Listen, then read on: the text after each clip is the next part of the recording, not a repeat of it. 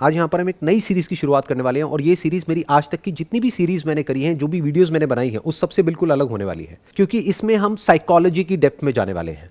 और मेरे साथ में है एक प्रोफेशनली वेल क्वालिफाइड साइकोलॉजिस्ट जिन्होंने मास्टर्स किया हुआ है साइकोलॉजी में। And what will happen is she will be working on a full time basis in a company, और इनका काम होगा रिसर्च करना साइकोलॉजी के अलग अलग टॉपिक्स के ऊपर जो भी इन्होंने सीखा है अपने पूरे करियर में। और मेरा काम होगा कि प्रैक्टिकली उस टॉपिक को आप लोगों की लाइफ से रिलेट किया जाए, and we'll be focusing more on what that particular topic is rather than how to do that. For example, if we are talking about happiness, so we'll be talking more about what is happiness rather than how to be happy. तो आज का हमारा जो पहला episode है, इसका topic होने वाला है what is past. तो अब मैं आपसे समझना चाहूंगा, जो भी आपकी क्वालिफिकेशन है, जो भी आपका एक्सपीरियंस है, उसके अकॉर्डिंग what is past.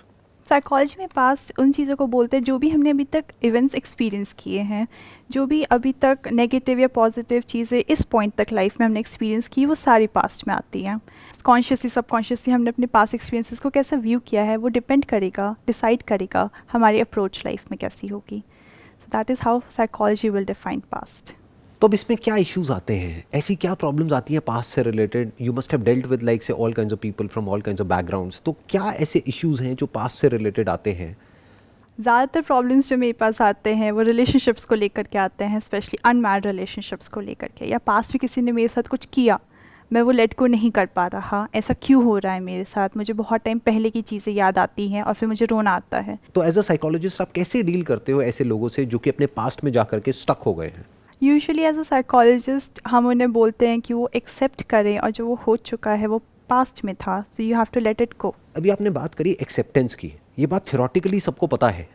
जैसे किसी के साथ में भी ऐसा कुछ हो जाता है तो घर वाले भी आकर के यही राय देते हैं, जो फ्रेंड्स होते हैं, रिलेटिव्स होते हैं, सब आकर के यही कहते हैं कि जो होना था हो गया, मूव ऑन, भूल जाओ, अब आगे देखो, फ्यूचर को देखो। लेकिन प्रैक्टिकली जिसके साथ में ऐसा कुछ होता है उसके लिए एक्सेप्ट कर पाना is almost next to impossible. तो सर इसी पे बात आगे अगर करते हैं हम, तो फिर लोग चाहते क्या है अपने पास से? अगर वो एक्सेप्ट नहीं करना चाहते, वो सीखना नहीं चाहते अपने पास से, तो क्या वो सिर्फ अपने आप को सेल्फ जस्टिफाई करना चाहते हैं? वो सेल्फ जस्टिफाई नहीं करना चाहते हैं, क्योंकि वो एक्चुअल में बाहर आना चाहते हैं। बिकॉज क्या होता है कि किसी को भी वो पेन अच्छा नहीं लगता है, बट होता क्या है कि उनको ये नहीं पता है कि वहाँ से बाहर कैसे आना है। जितना वो पास के बारे में सोचते हैं, उसके साथ में जो भी सेंसेशंस जुड़ी हुई हैं, जो भी एसोसिएशंस है इन टर्म्स ऑफ सेंसेशंस, वो ट्रिगर हो जाती है एट अ फिजिकल लेवल। और जितनी वो ट्रिगर हो जाती है और वाले थॉट्स आने लग जाते हैं।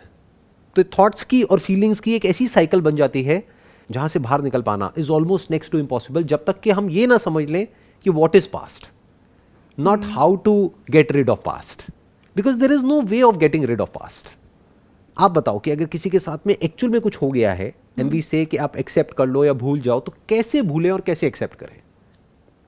किसी और के लिए कहना बड़ा आसान है, एक थेरेपिस्ट के लिए कहना बड़ा आसान है, या मैं अगर स्टेज पर यहाँ पर खड़ा हूं तो मेरे लिए कहना बड़ा आसान है कि अरे क्या हो गया, पास में कुछ हो भी गया तो भूल जाओ ना उसको, जस्ट मूव ऑन।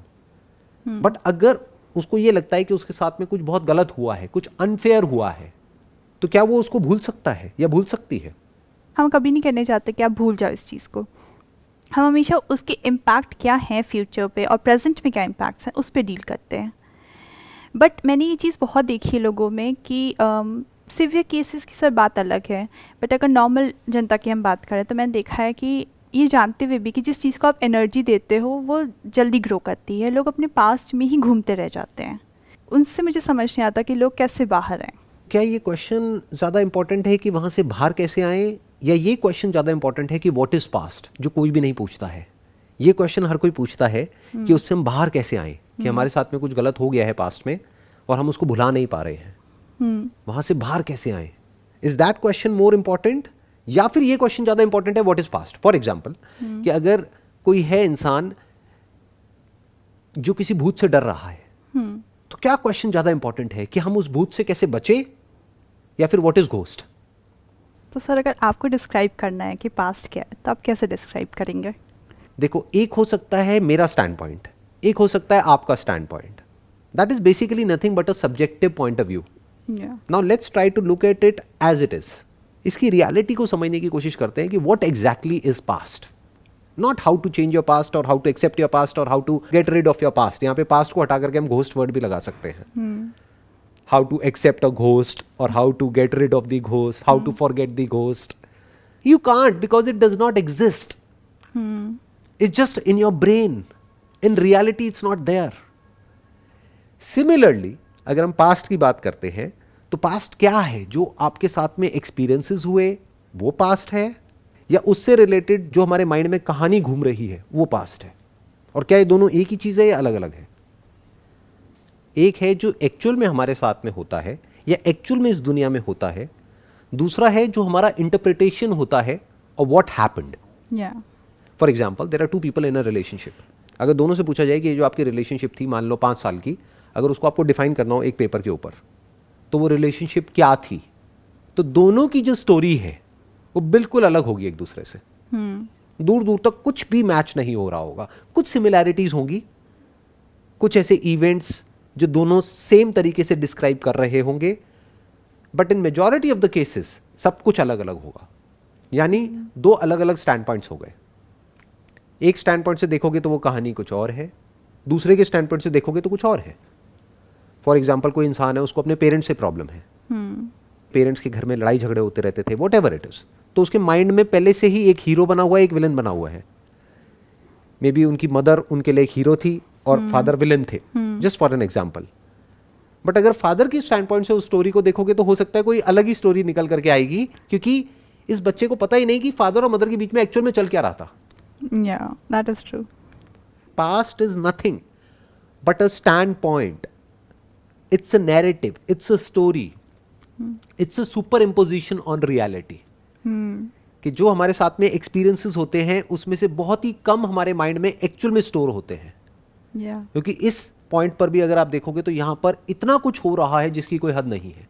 लेकिन अगर मैं आपसे पूछूंगा आपकी ब्रेन में क्या क्या स्टोर हुआ, इस स्टूडियो में क्या क्या है, तो उसमें से हार्डली 2-4 चीजें आपकी ब्रेन में स्टोर होगी, बाकी की तरफ तो आपका ध्यान ही नहीं गया. अब सोचो किसकी तरफ ध्यान गया, किसकी तरफ नहीं गया. उन्हीं चीजों की तरफ ध्यान गया जिससे रिलेटेड या तो आपके अंदर कोई डिजायर था या फियर था. वो हमें दिखता है. जैसे अगर 1000 गाड़ियां सड़क पे जा रही हैं, उसमें से कौन सी दिखती है जिससे रिलेटेड कहीं ना कहीं कोई डिजायर होता है, या जो गाड़ी हमारे पास में होती है उससे मिलती जुलती. जैसे अभी आपने कोई नई गाड़ी खरीदी है तो वही गाड़ी उसी ब्रांड की, उसी कंपनी की आपको सब जगह दिखने लग जाएगी. बाकी गाड़ियों की तरफ आप ब्लाइंड हो जाओगे, जिसको आई थिंक सिलेक्टिव अटेंशन बोलते हैं साइकोलॉजी की फील्ड में. अब अगर हम ध्यान से समझे तो हो क्या रहा है कि जो एक्चुअल में रियलिटी है उसमें से कुछ चीजें स्टोर हो रही है हमारी ब्रेन में, और वो भी जो चीजें स्टोर हो रही है वो मेरे अपने स्टैंड पॉइंट से स्टोर हो रही है. मेरी अपनी क्या कहानी है और मेरी अपनी खुद की क्या आइडेंटिटी है, उसके अकॉर्डिंग मैं कहानी को इंटरप्रेट करता हूं. वैसे नहीं जैसे कहानी होती है. Just like we are watching a movie, तो उस समय सबके डिफरेंट ओपिनियंस, डिफरेंट परसेप्शन होते हैं एक मूवी को लेकर के. सेम मूवी चल रही है बट अगर 4 लोग भी बैठ के देख रहे हैं तो वो अलग अलग इंटरप्रेट करते हैं उस चीज़ को. राइट. और वो कैसे इंटरप्रेट करते हैं, वो अपने आप से रिलेट करते हैं. तो अल्टीमेटली क्या हो रहा है, अगर हम ध्यान से देखें, अगर मूवी का एग्जाम्पल हम लें जिसकी अभी आपने बात करी, एक मूवी चल रही है स्क्रीन के ऊपर, तो एक है जो एक्चुअल में कहानी चल रही है, एक है जो कहानी वहां पर जो 300 लोग बैठे हैं उस सिनेमा हॉल में, उन सबके दिमाग में उस कहानी से रिलेटेड एक और कहानी चल रही है. वो 300 कहानियां अलग अलग है. तो कहानी की एक कहानी बन गई. और अब ये कहानी कैसे बनी, ये वो इंसान अपनी खुद की जो कहानी है उसके अकॉर्डिंग वो कहानी बना रहा है. नाउ व्हाट इज पास्ट, अगर हम इस क्वेश्चन पे आए तो जहां से सेशन को शुरू किया था, past is a story narrated from the stand point of me, and that me or that identity of mine is also a story. जो भी आपका नाम है उस नाम के साथ में एक पूरी की पूरी कहानी जुड़ी हुई है. एक्चुअल में सब कुछ बदल चुका है. यानी 20 साल पहले जो आप थे और अभी जो आप हो, that's a different person all together. सब कुछ बदल चुका है. अपनी आप बचपन की फोटोग्राफ देख लीजिए. इनफैक्ट 7 years में all the cells changes, so you know you are not the same person. Right. Scientifically अगर हम देखें, बायोलॉजिकली देखें, तो 7 से 10 साल के अंदर अंदर सब कुछ बदल जाता है. All the organs, everything in the body changes. तो it's not same anymore. बिल्कुल ऐसा है पास्ट. अगर हम पास्ट को समझने की कोशिश करें, एक बहती हुई नदी है. उसको कौन इंटरप्रेट कर रहा है, उसी नदी में एक छोटा सा बुलबुला. कैसे इंटरप्रेट कर रहा है, वैसे नहीं जो कि एक्चुअल में उस नदी में हो रहा है, बल्कि जैसा वो खुद है. तो सर फिर हम कह सकते हैं कि अगर पास्ट कुछ नहीं, एक नैरेटिव है, तो फिर क्या हम उसे मतलब अपने अकॉर्डिंग बदल सकते हैं, रीराइट कहना कह सकते हैं, या हम अपने बदल सकते हैं किसी भी तरीके से उसे? जो भी अभी तक मैंने कहा है, अगर इस बात को कोई समझ पा रहा है एक्चुअल में, तो अब वो पास्ट को 10% या 20% नहीं 100% बदल सकता है या बदल सकती है। क्यों? क्योंकि अगर वो कहानी है, और वो कहानी किसने लिखी? मैंने लिखी, तो जो मर्जी कहानी लिख दो, जब मर्जी बदल सकते हो। अगर आप बदलना चाहो तो, ना बदलना चाहो तो दुनिया की कोई ताकत उस कहानी को नहीं बदल सकती। फॉर एग्जाम्पल, कितना आसान है देखो अपनी कहानी को बदलना। जो भी आपको प्रॉब्लम है पास्ट से रिलेटेड, उसके बारे में लिख दो एक पेपर के ऊपर। अब सोचो जिस इंसान की वजह से प्रॉब्लम है, अगर वो इस कहानी को लिखेगा या इस प्रॉब्लम के बारे में लिखेगा या लिखेगी, तो वो क्या लिखेगा और क्या लिखेगी, उसकी क्या कहानी होगी, वो एक दूसरा पेपर है। तीसरा पेपर है, मानो इन दोनों का कोई कॉमन फ्रेंड है, वो क्या लिखेगा या क्या लिखेगी। कॉमन फ्रेंड है लेकिन अनबायस्ड है, किसी एक की तरफ नहीं है दोनों में से, वो फिर भी नियर टू रियलिटी होगा क्योंकि अनबायस्ड हो गया ना, उसको इन दोनों से ही कोई लेना देना नहीं है। फिर एक चौथी कहानी होगी जो लड़के के किसी फ्रेंड के या उसके भाई के पॉइंट ऑफ व्यू से लिखी गई होगी, वो एक अलग कहानी होगी।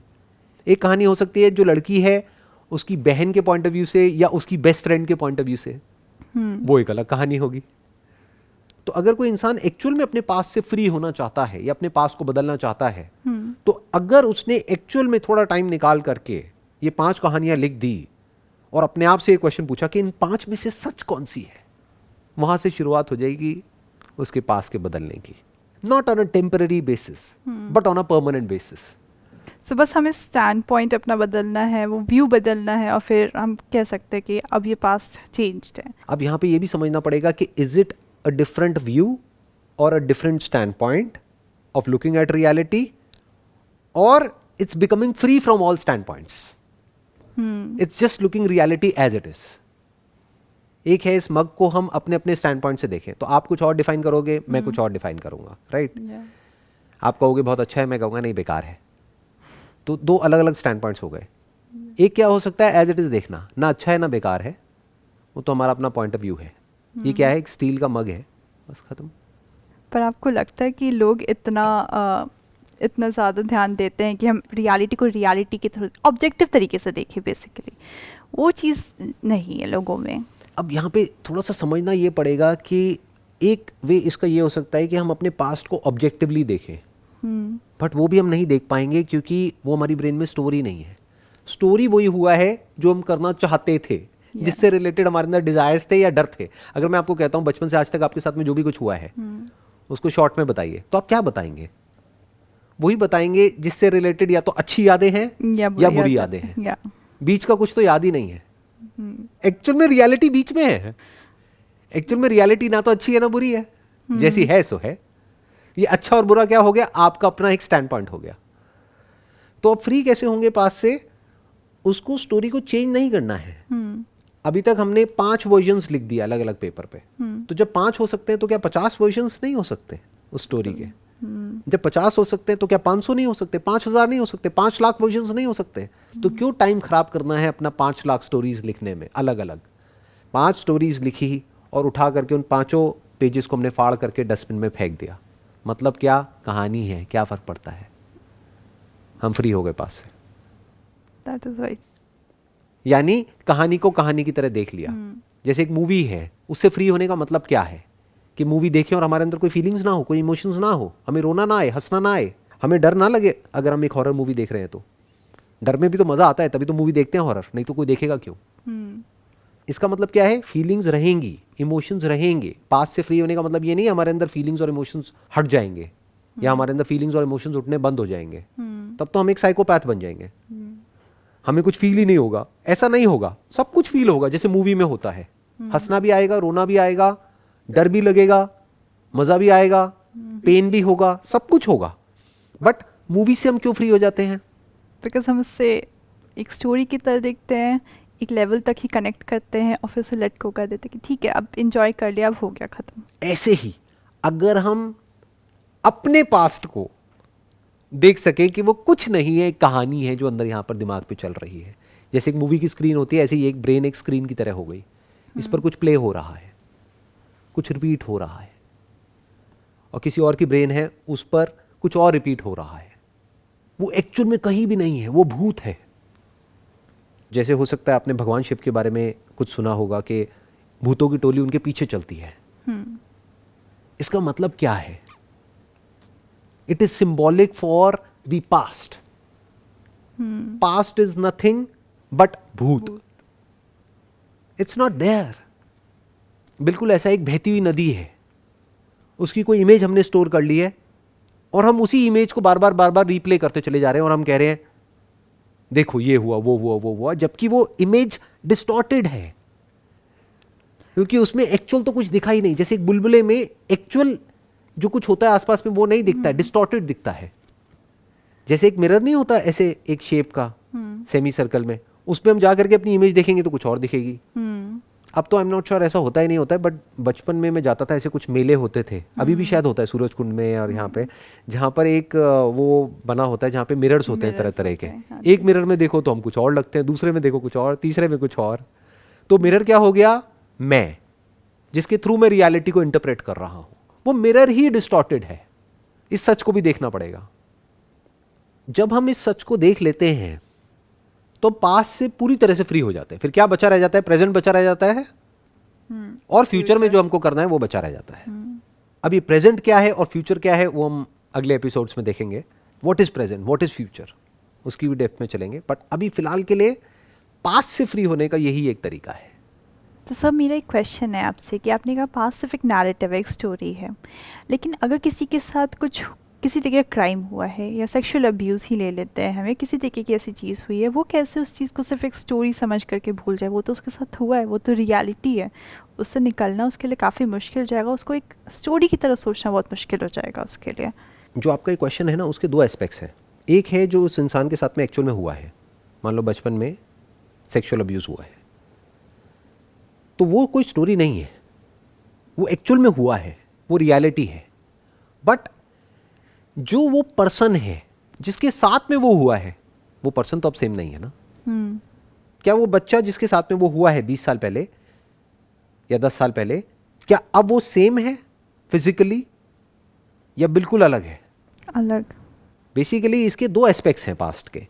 एक जो हुआ है वो 90% केसेस में क्या होता है, वो एक स्टोरी होती है, एक नैरेटिव होता है, एक स्टैंड पॉइंट होता है जहां से हम एक सिचुएशन को देख रहे होते हैं। बट कुछ केसेस ऐसे भी होते हैं जहां पर के वो कोई स्टोरी नहीं होती है, वो एक रियलिटी होती है। जैसे अभी आपने एग्जांपल दिया कि सेक्सुअल अब्यूज का किसी बच्चे के साथ में हुआ है, मान लेते हैं, तो वो कोई स्टोरी नहीं है। हम उसको ये नहीं बोल सकते कि वही कहानी है, भूल जाओ। वो कहानी नहीं है, क्योंकि एक्चुअल में उसके साथ में कुछ बहुत गलत हुआ है जो नहीं होना चाहिए था। और किसने किया है? उसी के किसी फैमिली मेंबर ने, जिसको बार बार उसकी नजर पड़ती रहती है, अभी भी उसके आसपास ही कहीं है। तो वो कैसे भूल जाए? सो अब उसको ये समझना होगा उस इंसान को, क्योंकि अब ना तो वो अपने पास्ट को एक्सेप्ट कर सकता है या कर सकती है, ना वो भूल सकता है ना भूल सकती है, ना हमको उसको ये बोलना है कि आप भूल जाओ। हमें क्या बोलना है? यस, आपके साथ में ये हुआ है। बट एक बार ये क्वेश्चन करते हैं, किसके साथ में हुआ है? क्या आपके साथ में हुआ है, या 20 साल पहले जो आप थे उसके साथ में हुआ है, या 10 साल पहले जो आप थे उसके साथ में हुआ है? 10 साल पहले आप क्या थे? बच्चे। अब क्या हो? एक एडल्ट। क्या ये दोनों सेम है या अलग अलग है? एक बच्चा अपने आप को डिफेंड नहीं कर सकता था, बट आज she is a grown up, physically also she can defend her self.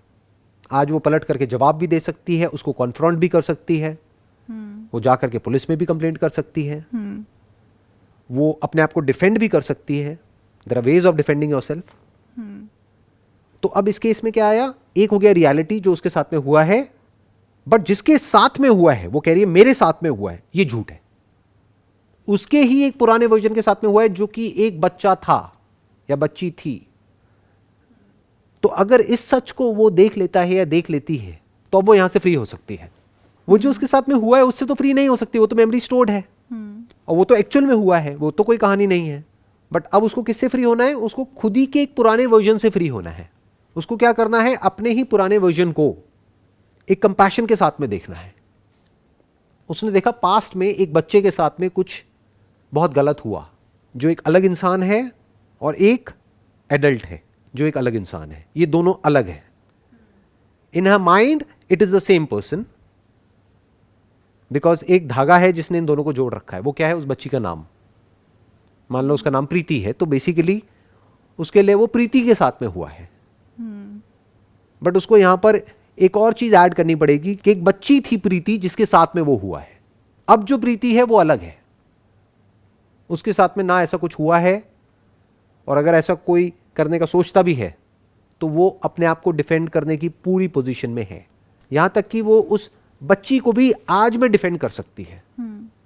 क्या करना है उसको? जिसने भी उसके साथ में ऐसा कुछ किया है उसके पास में जा करके फेस टू फेस उससे पूछना है कि आपकी कैसे हिम्मत हुई मेरे साथ में ऐसा कुछ करने की। वो कर सकती है अगर चाहे तो वंस एंड फॉर ऑल उस टॉपिक को वो क्लोज कर सकती है। अगर आज वो अपने माइंड में वही बच्ची प्रीति है तो प्रॉब्लम हो गई, क्योंकि फिर क्या है, वो एक्चुअल में तो पावरफुल है फिजिकली, बट माइंड के लेवल पे वो ही है। वो उतना ही डरी हुई है जितना कि वो डरी हुई थी 20 साल पहले। वो उतनी ही कमजोर है जितनी कि वो कमजोर थी 20 साल पहले फिजिकली। बच्ची एक्चुअल में वो नहीं है कमजोर फिजिकली। वो चाहे तो उस बच्ची को अपनी गोदी में उठा सकती है, यानी आंख बंद करके वो इमेजिन कर सकती है कि मेरी गोद में वो बच्ची है 5 साल की, और उसको वो प्यार से देख रही है और उसको बोल रही है तुझे अब डरने की कोई जरूरत नहीं है, मैं हूं तेरे साथ में, तेरे को प्रोटेक्ट करने के लिए। And that's the end of past, that's the end of story. तो स्टोरी के किस पार्ट को हमने हिट किया यहां पर? मैं को, जिसको हम हमेशा बचा करके रखते हैं। अपनी आइडेंटिटी को हम कभी नहीं छेड़ते हैं, और वो ही जड़ है सारी की सारी प्रॉब्लम्स की। हम क्या बोलते हैं? मेरे साथ में ऐसा हुआ है। किस मैं की बात कर रहे हैं? साइकोलॉजी में जिसे ईगो कहते हैं, जिसको हम ईगो बोलते हैं। यानी मेरा पास्ट है तब तक प्रॉब्लम है, पास्ट है तो कोई प्रॉब्लम नहीं है। आपको अपने पास से प्रॉब्लम है या मेरे पास से प्रॉब्लम है? अपने पास से, राइट? ये अपने क्या है अगर एक कहानी नहीं है तो? That is true. तो इस तरह से जब हम स्टेप बाय स्टेप करके देखते हैं कि पास्ट क्या है, मैं क्या हूं, प्रेजेंट क्या है, फ्यूचर क्या है, तो हमें अपनी जो भी प्रॉब्लम्स हैं एट अ साइकोलॉजिकल लेवल उसको सोल्यूशन निकालना नहीं पड़ता है, वो डिसॉल्व हो जाता है। True, so that is very true. ज़्यादातर लोग क्या करते हैं, एक प्रोसेस को फॉलो करने की कोशिश करते हैं, या कुछ स्टेप्स को फॉलो करने की कोशिश करते हैं, या कुछ टिप्स को फॉलो करने की कोशिश करते हैं अपने पास से फ्री होने के लिए। क्यों कोशिश कर रहे हो? क्योंकि आपको लगता है वो सच है, तभी तो कोशिश कर रहे हो। जैसे अगर कोई भूत से बचने के लिए ताबीज पहन रहा है, क्यों पहन रहा है? क्योंकि उसको लगता है कि भूत है। सच है। हम क्या कर रहे हैं? We are questioning the very ghost. Right. Looking at ghost as ghost is freedom from ghost. भूत को भूत की तरह देख लिया, अब हम भूत से फ्री हो गए, खत्म। तो उसके साथ में जितनी भी एक्सरसाइजेस थी, रिचुअल्स थे, प्रैक्टिसेस थी, थेरेपीज थी भूत से फ्री होने के लिए, उस सब की कोई जरूरत नहीं है। It's not required any more. अगर हम भूत के सच को देख लें तो, ऐसे ही अगर हम पास्ट के सच को देख लें, जो देखना बहुत ही आसान है, बस थोड़ी सी हिम्मत चाहिए एक इंसान के अंदर कि वो खुद को क्वेश्चन कर सके। क्योंकि ज्यादातर लोग क्या होते हैं, वो दूसरों को तो क्वेश्चन कर देते हैं, वो गलत है, वो गलत है, वो गलत है, वो गलत है, वो उंगली कभी घूम करके खुद तक आती ही नहीं है। अगर वो खुद पर एक क्वेश्चन मार्क लगा सकें और वो ये देख सके जो भी कुछ वो सोच रहे हैं अपने माइंड में पास्ट से रिलेटेड, उसकी एक्चुअल में कोई रेलेवेंस नहीं है, कोई एग्जिस्टेंस नहीं है आज की डेट में, तो वो पास्ट से फ्री हो सकता है। This is absolute freedom from past.